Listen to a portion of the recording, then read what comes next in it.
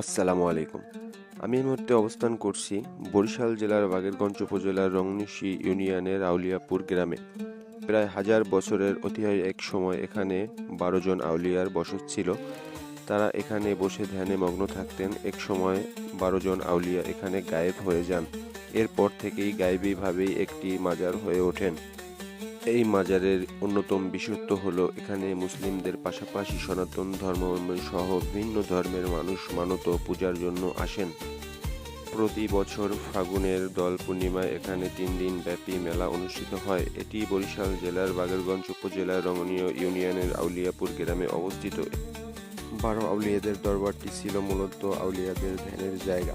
স্থানীয় জমিদারের সঙ্গে দূরত্ব সৃষ্টি হলে সুড়ঙ্গ পথে নিরুদ্দেশ হন আউলিয়ারা।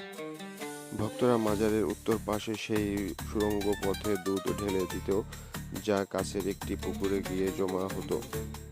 সেই পুকুরটিকে বলা হয় দুধ পুকুর। আউলিয়ারা চলে গেলে স্থানীয় বিখ্যাত দরবেশ ফকির জালাল আরফিন দরগা ও মাজারের তত্ত্বাবধান করেন। তবে দরবারের প্রতিষ্ঠাতা ফকির জালাল আরফিনও নন, মূলত মাসিম শাহ নামে একজন পীরের বসবাসের স্থান ছিল এই দরবারে এলাকা। সেই মাসিম শাহ 12 আউলিয়াদের দক্ষিণ অঞ্চলে আসার আমন্ত্রণ জানিয়েছিলেন। 12 আউলিয়ার দরগা এই মাসিম শাহের কবর রয়েছেন।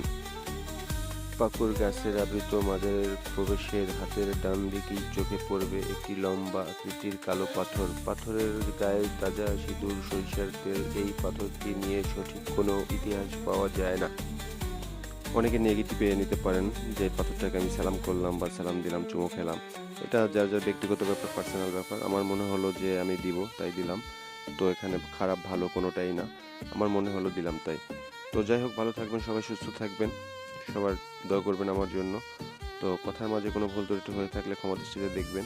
তো যাই হোক, ভালো থাকবেন সবাই। আসসালামু আলাইকুম, আল্লাহ হাফেজ।